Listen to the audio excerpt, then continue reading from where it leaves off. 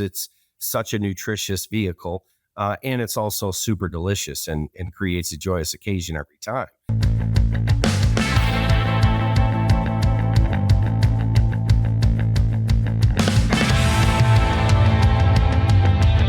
Welcome to another episode of the Beef Podcast Show. My name is Dr. Stephanie Hansen. I'm a feedlot nutritionist at Iowa State University, and I am excited to welcome our guest today, John Crowder. He is head of marketing at JBS USA Beef, with expertise in educating consumers on beef's nutrition, variety, easy prep, and sustainability, all topics we're going to talk about today. He graduated from Southern Illinois University and has a marketing MBA from St. Louis University. Prior to joining JBS, John had a variety of key roles in leadership with companies such as Smithfield, Sara Lee, and VDK Frozen Foods. He has an important marketing role in celebrating the joy of beef in every important meal occasion. And when not at work, he can be found spending time with his family or playing golf, drums, or racquetball. So welcome to the show, John. Well, thank you, Dr. Stephanie. It's great to be here with you. Thank you. Well, I'm really excited to chat with you today. You're the first person kind of from the packing side that I've gotten to particularly interview. I know Brandy has talked to a few individuals, so this is going to be really fun for me as a feedlot nutritionist, because obviously I help hopefully produce the great product. Then you can help take the final mile to the consumer, which I know is what we're going to talk a lot about today. But before we dive into that, tell us a little bit about your story. How did John end up as a part of the beef industry? Yeah. Well, thanks. So, I've been in the consumer packaged goods industry and been various marketing, brand management, and sales roles throughout my career, and have worked in a number of categories across the grocery store, whether it's dry grocery or frozen grocery, and then fresh, and then really the fresh perimeter, right? And so, after an early start to my career, I joined Sara Lee Corporation in 2002 and worked on the bread business. So we rolled out the Sara Lee brand to breads, buns, rolls, bagels, you name it, and built the industry's first billion-dollar bakery brand. And then from there, I spent 10 years at Sara Lee. It was awesome. And then Sara Lee was acquired by Grupo Bimbo. And about 9 months later, I left to join another perimeter opportunity with Smithfield Foods. And, very similar to some of the things that I was able to do with the team at Sara Lee, kind of changing the category from just a basic commodity white bread into all these value-added products. The same opportunity existed in pork. And so I worked a lot on the categories, packaged meat categories, bacon, hot dog, sausage, you name it, with brands like Smithfield, Farmland, Eckrich, Nathan's, hot dogs, and a whole host of great iconic brands. From there, I worked with a company called Ingredient Corporation and International Ingredient Corporation. Sorry.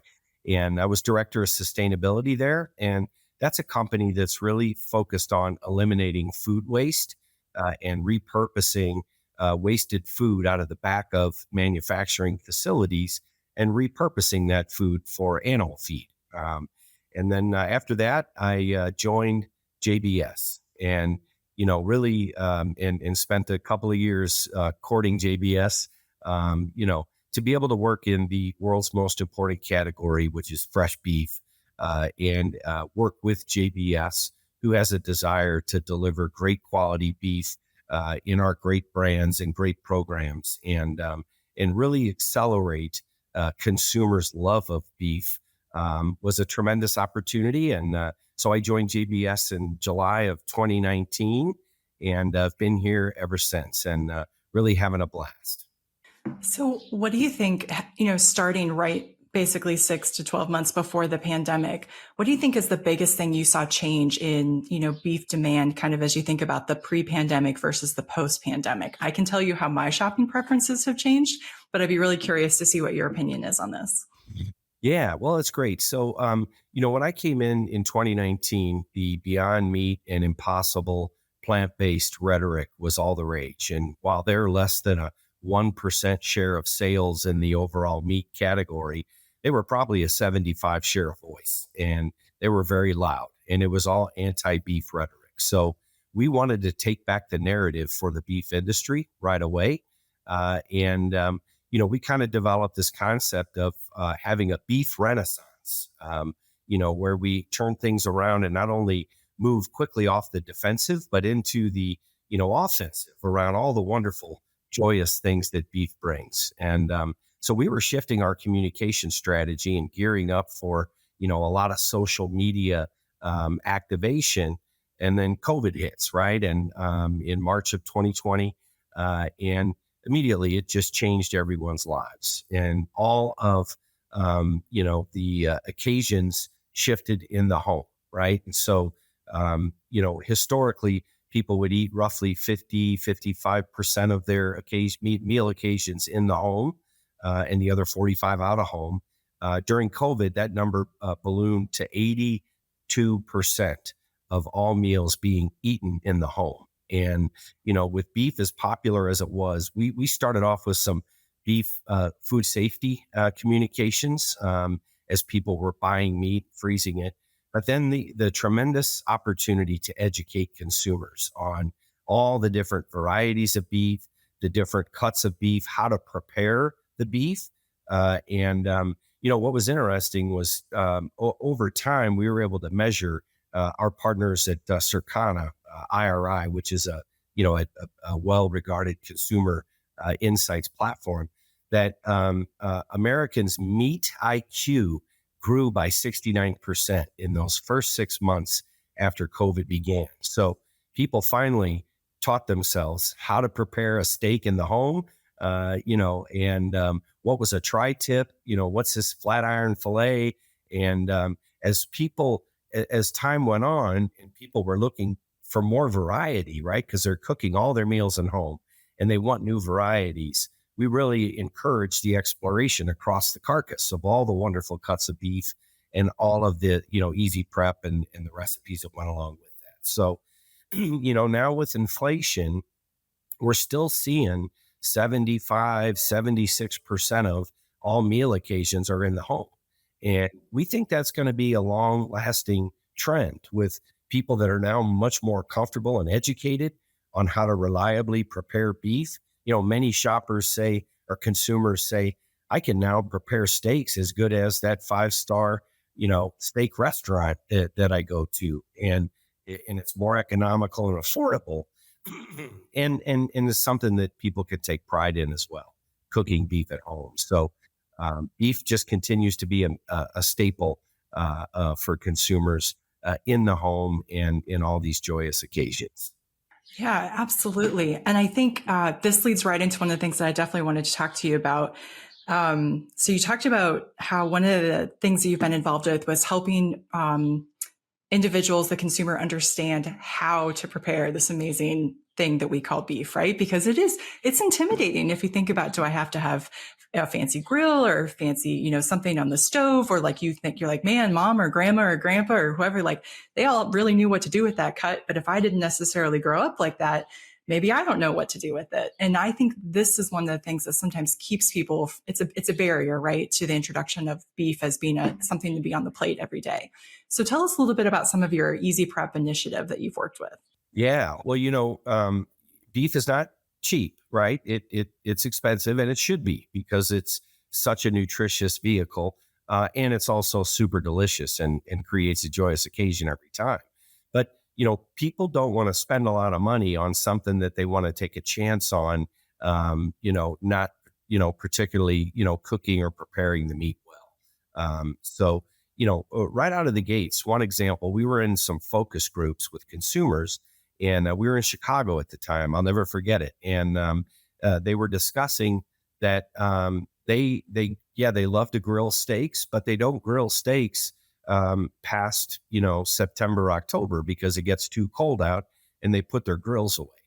And then talking to the folks here at JBS, the most preferred way to prepare a steak is 2 minutes on each side in a cast iron skillet, on the in the home on the stove, and then put the skillet in the oven and bake it off for another 6 to 8 minutes, and you get the best steak delivery of all time. And so it was that kind of simple nugget that was like, man, if we could just teach all these folks that stop, buying steaks and grilling steaks when grilling season's over, teach them how to bring that in the home, we could really drive, counter seasonal demand. And that got a lot of traction. I mean, we had a lot of social posts that just absolutely took off. And that's when we kind of knew we were on to something around, instead of focusing on the recipe, focus on easy preparation instructions and being able with QR codes and with content on our website, et cetera. We're able to show people how to prepare the exact cut, right? The exact size, the exact variety, and do it in a way that is going to be perfect every time. And that's been a real success. And we really feel like we've driven a lot of meat IQs up just by showing that versatility in the preparation methods. Well, it's so funny that you say that. And I was sitting here smiling because my sister literally texted me a picture of her beautiful steak with an asparagus and like a little roll next to it or whatever. And I was like, that's gorgeous. And she goes, oh, yeah, it's that cast iron skillet method that I told you about. Right. And like she's cooked it for me before like that. And it is literally, she's like, it's like it melts in your mouth. And it's, yeah. So I'm hungry just thinking about it. Me too. Always. Yeah. So one of the things that I think really, came home to me because of the pandemic, obviously, I took advantage of being able to get groceries delivered outside to my car. And I will be honest, I still haven't been in a grocery store in like 2 years, right? Because why wouldn't I just every time order it off the app and get everything? I have a great Fairway chain here. They have a great butcher counter, so you can order things from that. So I was so happy when they gave that option. But it still is this like convenience factor, right? So what is JBS or other folks doing to help offer more convenient, quick kind of maybe pre-cooked reheat kind of options for beef? Yeah, great question. So we've invested tremendously in our case ready capabilities. And so, that's taking the big primal piece of beef and breaking it down and slicing, cutting, converting the product into more of a, consumer ready or even a butcher ready application. So we have a tremendous part of our portfolio that we call converted. And those are larger primal pieces that are really ready for the butchers in the restaurants to be able to easily slice up. We've taken the fat off. We've, really portioned the sizes to be just right for that occasion. And then the case ready, retail ready facilities that we've developed where, we're now pre-portioning steaks and packing them in single multi-vac packages. So now people can buy a 10-ounce strip or a 10-ounce ribeye in some of the best meat out on the market. And so our case ready operations do a lot of portioning for smaller households, right? So a lot of people can't eat for big ribeye steaks. When they go to the store, they need smaller portions for smaller groups of people. So that really helps. And then in the preseason marinated category, it's kind of funny, but beef really doesn't need any pre-seasoning or marination. A little salt and pepper and beef provides the wonderful natural flavor, right? But there are some applications we found, though. We launched a line of products called La Herencia Street Taco Meats, and it's really a brand that's celebrating the authentic Mexican cuisine. And we've got a line that includes a 14-ounce marinated carne asada or a 14-ounce chimichurri flavored beef. And then we've also gone beyond beef and we've included a couple of different chicken varieties and one pork variety as well. So, we've got a multi-protein line under one brand, really specifically geared towards making street tacos in the home is one example. We've also got other brands in the house. The Adaptable Meals brand is one where we do a lot of work to marinate a lot of different pork and chicken varieties. And we've also added some beef varieties to that line as well. So multi-protein, marinated, pre-seasoned products are huge. And then, the last thing would be some of these specialty items like tomahawks, We just picked up an order from Albertsons for 1,000 cases of tomahawks that are going to be sold. They've got the bone and they got the ribeye on there, that are going to be sold in California next month. And so we're doing things like that, new cuts, and new varieties. We cut up a brisket into a brisket flat piece only, which is much more sized for all these different smokers and grillers that are out there in the marketplace. And so, we just continue to look at all the different parts and pieces of, the wonderful cattle and the carcass, and try to figure out ways we can add more value by pre-portioning to make it just right for the end user.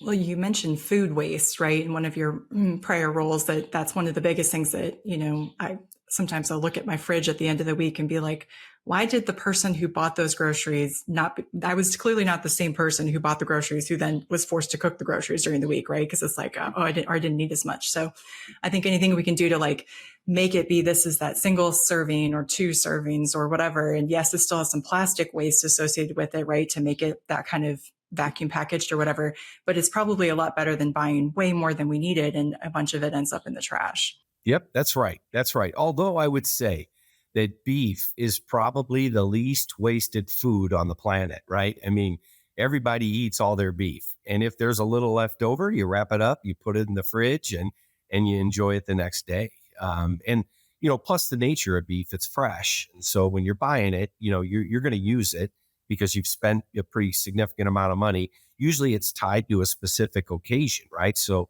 hey, on Thursday night, we're going to have people over, we're going to grill steaks. And so I would contend that, on the sustainability front, beef has a positive story when it comes to food waste because people aren't throwing away their beef, they're eating it.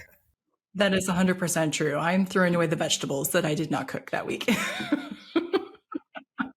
Oh, no, that's 100% true. At the very least, the dog gets what's left over, right? Like if there's only little scraps for the beef. Yeah. And now with all these fresh pet options, the dog can get fresh beef. He can get his own beef. Exactly. Right. Okay, well, I think that's a good transition, right? There's a reason that people are considering beef for, fresh pet food options, the same way that we like to have beef on the center of our plate or whatever. And we were kind of talking in the pre-show that one of the things that is kind of one of our secret weapons of beef that we wish wasn't such a secret was the fact that it is really freaking nutritious, right? Like in terms of pound for pound or grams for gram of protein, way higher than other things that you might think about in terms of either plant-based or peanut butter or other things that sometimes people think about associated with protein, right? So tell us a little bit about how you guys at JBS are helping consumers understand that. And then we'll kind of maybe talk some more about the great nutrition that we can find in beef. Right. Excellent. Yeah. No, we're trying to figure out the most succinct way possible to say it. And, if you look for the lowest caloric protein delivery foods on the planet, right? Chicken's number one just by a little bit, and beef is number two, right? And when you look at that list, it's all fresh foods, right? So it's not the packaged processed, it's fresh foods is where you get your protein from. We talked a little bit, and that we're, as a beef industry, we are keeping these nutritional benefits a secret. We do a lot to communicate the great protein that exists in beef, and people understand that, right? And they know they're getting a high amount of protein per calorie. That's the key. But what we don't tell people, and if you think about it, you go to the grocery store, you buy a pack of 3 ribeye steaks, and guess what's missing from that package? The nutritional facts panel. Most of the beef sold in America goes out the door without the standard nutrition facts panel. And a lot of that has to do with the fact that these products are cut in the store and they're random weight. So we don't have a UPC code on them. So we don't streamline the whole delivery of the nutrition facts panel. But the magic for beef is really below the line. And it's really in the percentage of daily value requirements of the vitamins and minerals that you get from beef. And that's just not even on the package. So, we've been on a mission with all of our branded products to make sure that we're including full nutrition facts panels on every product that we make. And we got a long way to go before we help get the category there.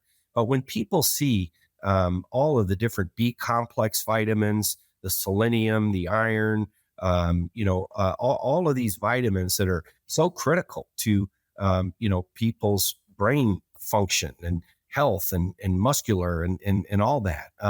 That we just need to have that information available on every pack that people buy as a starter, right? I mean, that's such a huge opportunity.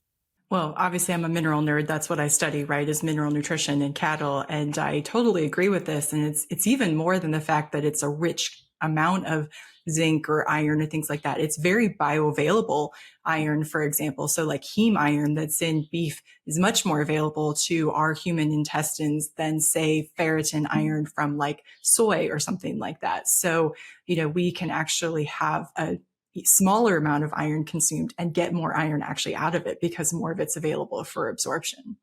Yeah, and that's huge. I mean, and there's companies that are out there in the market today talking about how absorption is such an opportunity, right? And so you're right. I mean, beef absorbs right into the bloodstream and in the body, and so you get the full benefit of all those vitamins and critical nutrients. That's for sure. So I understand I guess the crunch point there, the pinch point there of a butcher, says, oh, this steak was 9 ounces and this one was 9.5 ounces or 8 ounces or whatever. So it's not consistent. That is how most labels are for one serving. This is how many calories and grams of saturated fat and blah, blah, blah there is. But could there be something where there's like a standardized QR code available on those packaging so somebody can just look at it and just be like, for each ounce of beef or for a standard 8 ounce cut or 3 ounce, whatever, this would be kind of some of the nutrients that you would expect to see to help them wrap that around. Cause you're so right. Like when you're looking at something in the supermarket and you're like, oh, that's like more calories or more fat or more sugar than I was looking for in that particular product. And you move on to the next one, as opposed to looking at it and saying, man, like I got that much protein and I'll also be vitamins and zinc and iron and everything else in here. Yeah, absolutely. And when you think about it, categories have been created, like all these nutrition bars, the Cliff Bar and the RX bar, and their whole existence is about the vitamins and minerals and protein that they deliver. I mean, it's really what that whole category is about. And here we have all of those vitamins and minerals in beef that we're just not even calling out or making people aware of. And so you're right. A QR code has been, a godsend for us. And we see tremendous traffic when we put QR codes on pack. People go into the website. We could steer them directly to the nutrition facts panel, or if it's a specific promotion, maybe it's a recipe combination kind of a thing. But QR codes are really a great answer. But there's other more simple things we can do, just like create stickers that have the nutrition facts panel that the butcher can easily slap onto the back. And the standard USDA requirement is a 4 ounce serving size. And so, yeah, I mean, a steak, if you're eating 4 ounces, is going to deliver 25, 26 grams of protein. But if you eat the whole steak, eat a 12 ounce ribeye, which is what most people do, you're getting a couple of days worth of protein, 66 grams of protein. Now, we've tested that with consumers, and that kind of goes a little bit over the top if we're claiming, 66 grams of protein. That people are like, "Ooh, I don't know if I need that much." But to your point, sticking with that 4 ounce serving size and showing that even just in a 4 ounce serving size, you're clicking off six critical vitamin and minerals at 100% of the daily value requirement in just a 4 ounce portion.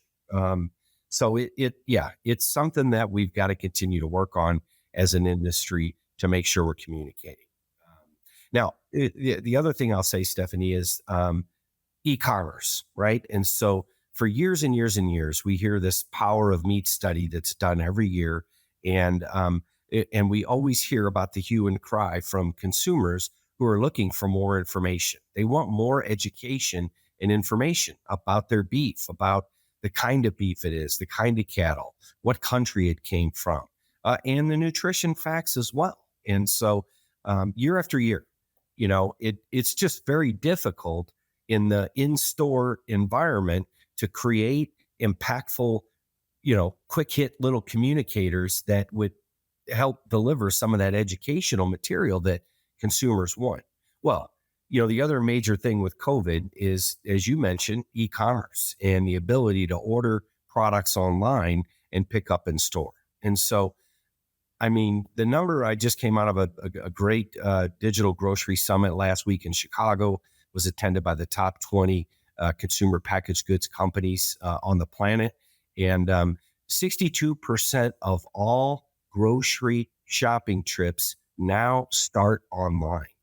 62%, right? So that doesn't mean that all 62% are buying online and then picking up in store, but people are using these .coms to shop for assortment. Let me see what's available.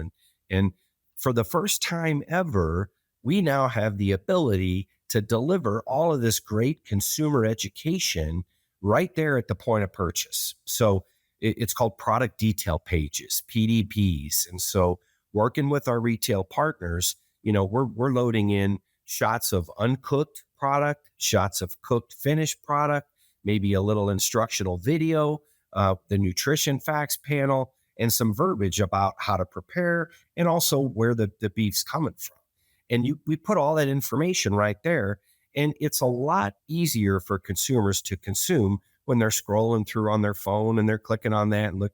So finally, we're able to deliver key consumer education points at the point of purchase.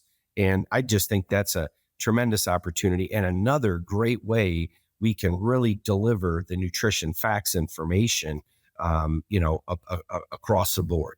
That's a great idea. I was just picturing the last time I bought on my Fairway app or whatever. And there was definitely a couple things. I had a friend coming over who has celiac, so I was making sure some things were gluten free. So I was clicking on things and trying to like zoom in on the labels and other things. And it's that's an example of one where when you see the label gluten free, you're instantly like, okay, I don't have to read all the ingredients, right? So if I saw something and I was like, oh, I'm keto right now, or I'm just looking for high protein or whatever, as soon as I see, oh, this is a high protein, whatever food, then I can be like, okay, this is good. And then bonus points if I can click on the YouTube video, right? For like the millennials and the Gen Zs who are like, okay, I'm just going to go watch my YouTube. Okay, 5 minutes, that perfect. I know how to cook this with confidence. Yep, that's right. Yeah, that's right. And you mentioned another thing we haven't really talked about is the importance of Gen Z and the importance of not only teaching them how to prepare and all the joys of beef, but I do believe, and I've seen it personally in my life. In some schools, they've been teaching kids about if you want to be more sustainable for the planet, eat less beef. And so that's not true. And it's false. But kids are growing up with that messaging and that information. And so we've got to work real hard to turn that right around and make sure that they understand, not only the facts about the sustainability of our beef cycle here in the United States, but just to also make sure that they're aware of the nutritional benefits and the importance of beef in a daily, in a weekly menu. It's a big opportunity. How do you think we do that though? What's the best way to, is that an education that has to happen in the K-12 and it's something that maybe needs to, be from like the food service vendor point down?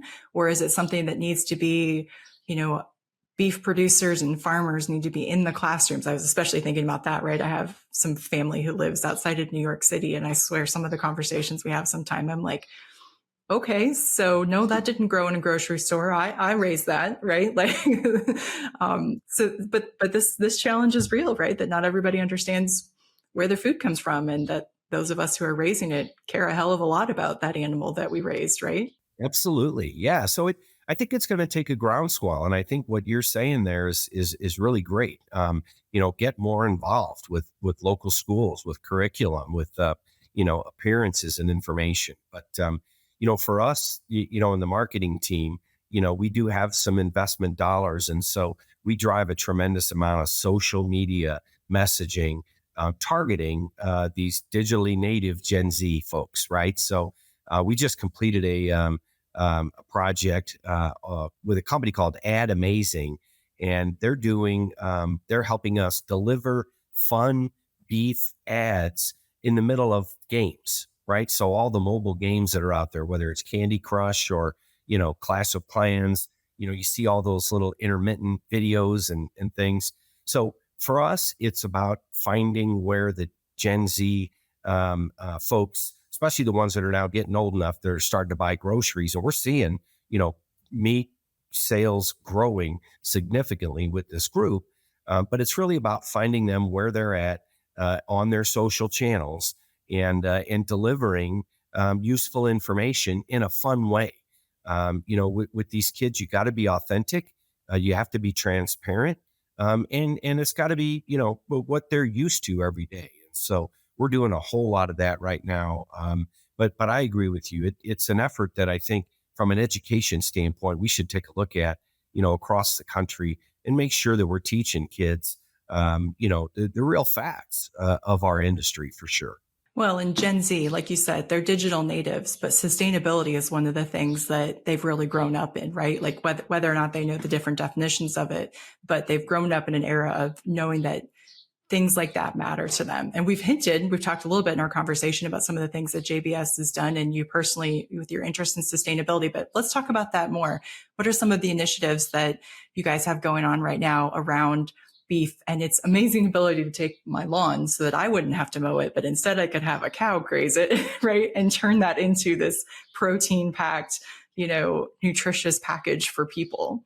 Yeah, that's right. Yeah. Well, I'd say it really starts with our global initiative that we announced a couple of years ago, net zero by 2040, on net zero carbon emissions by 2040. And our company is designated over $1 billion. We're building up infrastructure. So we're building up a sustainability team. Our chief sustainability officer, Jason Weller, came to us from Land O'Lakes, which is regarded as one of the better sustainability companies in the animal ag industry. Jason's fantastic. And we're building out that team in the United States and globally. And so a lot of it gets into the science and the data and, looking at regenerative agriculture and soil sequestration and lots of scientific based methods. But so we're going through life cycle assessments. We're documenting where we're at today, and we're continually measuring, monitoring, goaling ourselves to make real improvements. Whether it's water usage, electricity, all these different things. But so corporate commitment at the highest level and throughout our global operations, a focus on net zero by 2040. We also have a couple of programs that we're real proud of called Hometown Strong, where we're investing back in our communities. So in all of the locations where we have our processing plants, we're investing back in the community to help families and to build wonderful neighborhoods that people will want to stay in and live in for a long time and come to work every day in our facilities. So Hometown Strong is, I think some people have said, it's the largest investment in rural America that any company has ever made. So we're very proud of that. And then internally, we've got a program called Building Better Futures, which is all about offering free college for our team members and their team members' children, right? So we are focused on building education, from within and really supporting our team members in that regard.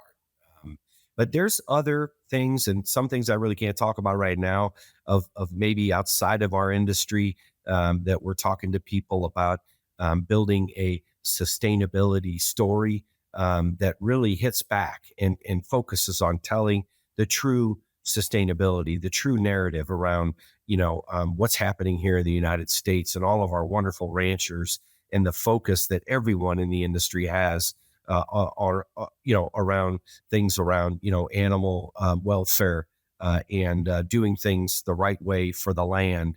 A lot of these ranchers have been doing this for 5 or 6 or 7 generations, on the same plot of land. So I think they know something about how to care for not only the animals but the ground that they work on. And so a lot of it is just building up the opportunities for people to tell their story and share the realities of all of the great things we're doing in the United States to drive sustainability in the beef industry.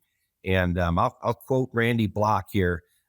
He's got a chart that shows that over the last 30 years, the herd size has come down 50%, right? So there's 50% less cattle grown in the United States, and the amount of beef we're producing has grown by 50%, right?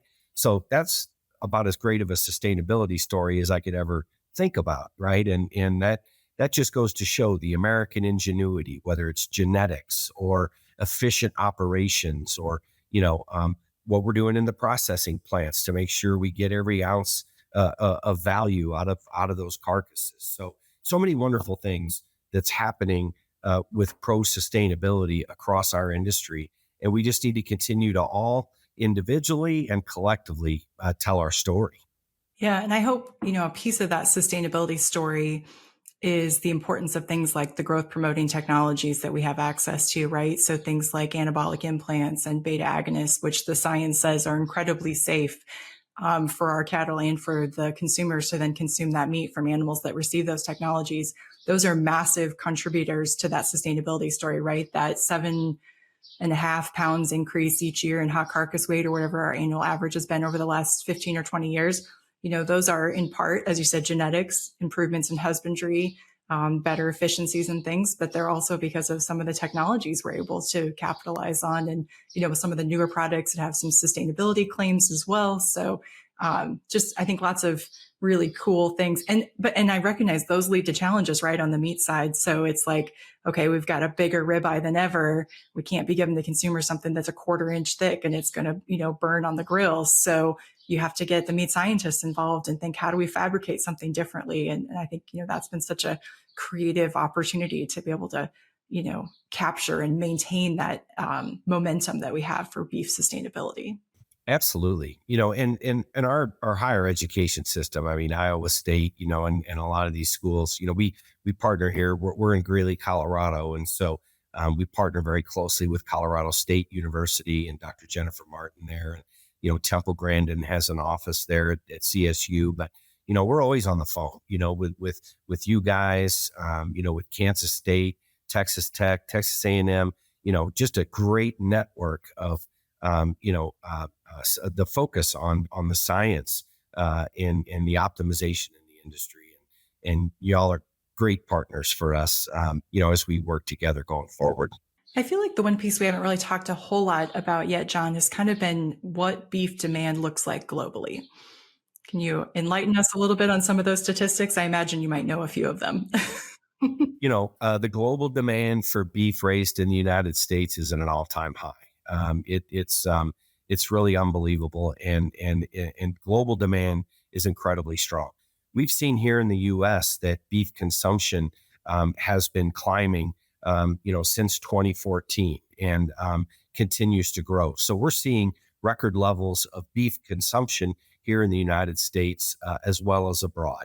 And whether that's all the beef that we're selling in the retail channel and that's going, for in-home usage, it's all of the food service operators, whether it is that steakhouse, group that, frankly, that group was the first to come back when COVID started to shut off in 2021.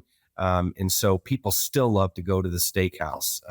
And then the fast casuals, the Chipotles of the world that are, beef and on the menu, Qdoba, beef all the time.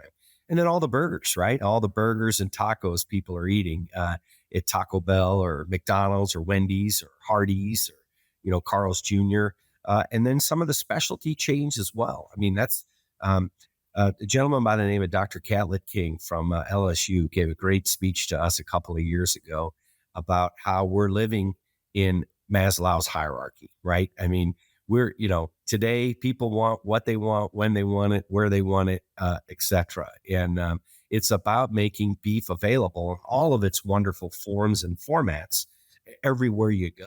And we like to tell restaurateurs and retailers alike that because beef is the number one food and beverage category, if you're not right in beef, you're not right. So we're excited to continue to make beef available in all these different locations, and that drives demand. A lot of the fun that you see on videos on Instagram Reels or on Facebook or on TikTok now, TikTok's taken over, and all the TikTok videos of folks having fun preparing beef. It's that groundswell is also driving a lot of great demand.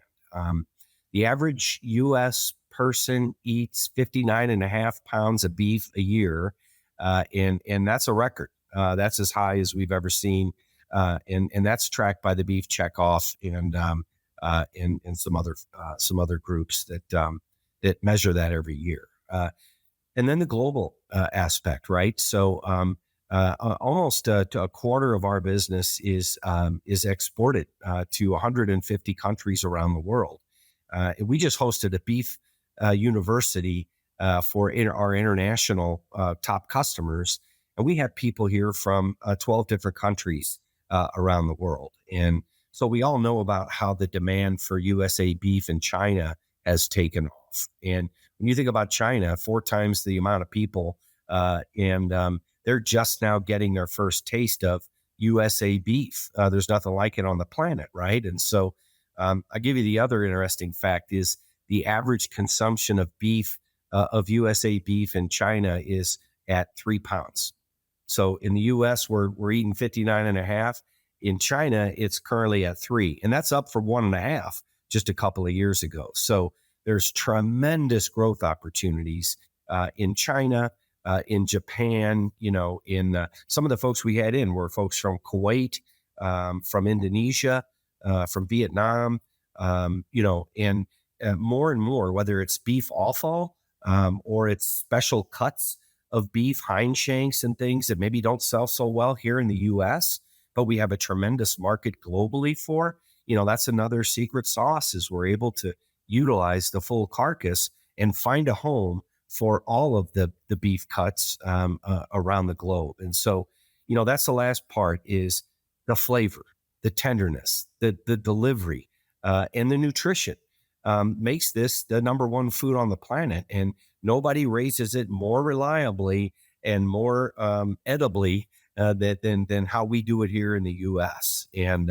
so as people get a taste of USA beef, they want more.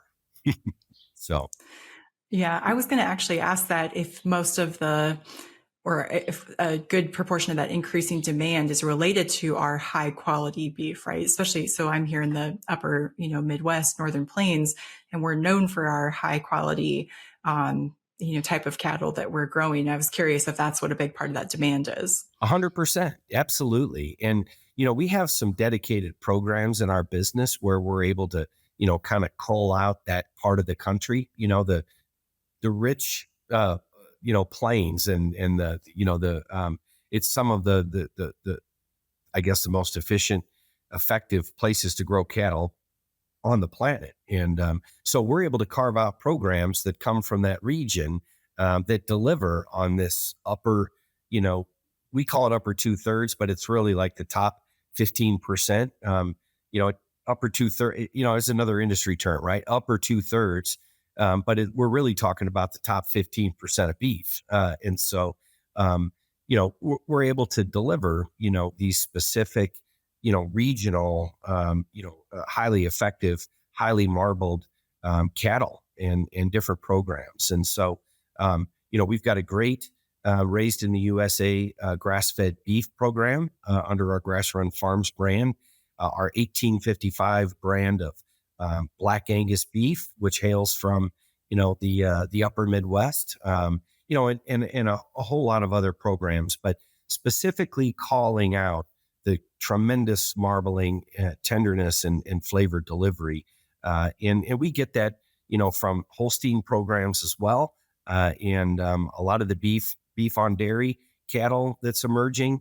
The tenderness scores just continue to get better and better and better, and so you're right. It's really about not only the technology that goes into this, but the ecosystem around us, right? The climate that we're in, really affords us this opportunity to raise the most delicious beef on the planet. Well, John, if I didn't already have a positive lookout or outlook for where beef was going, I would have that now after having a chat with you. So this has been really awesome. We are ready for our final three famous questions. So are you ready for these?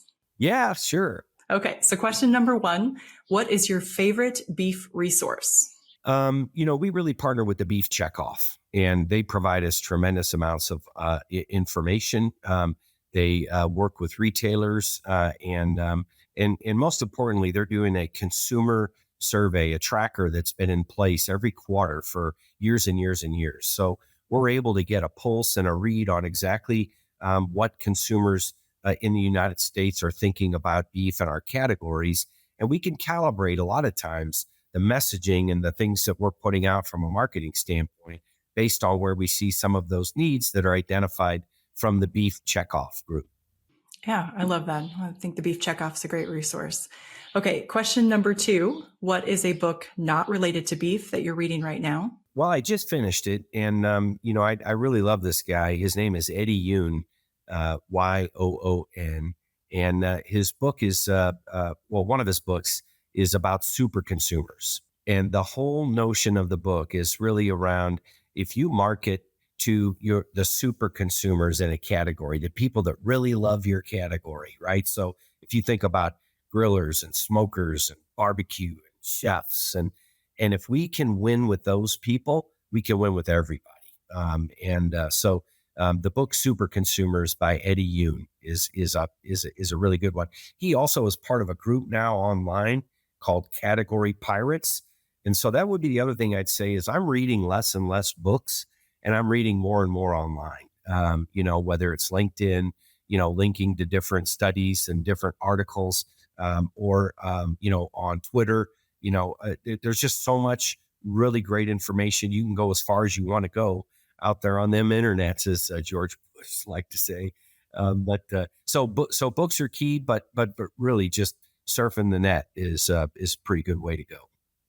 Well, and then once you're Chat GPT assisted, right, and you can get AI driven assistants get there even faster. That's right. Yes. Okay, final question. What's a trait of someone you know that has allowed them to be successful? Um, I think humble and focused, right? So whether it's, that's two, right? Not one. So, I think I'll let you have. humility is really important, but then also the commitment, being committed and focused to deliver in a humble way. I think that's our industry. I think there's some really great leaders that I work with today that demonstrate those values every day, and I think those are the most important to be able to continue to win.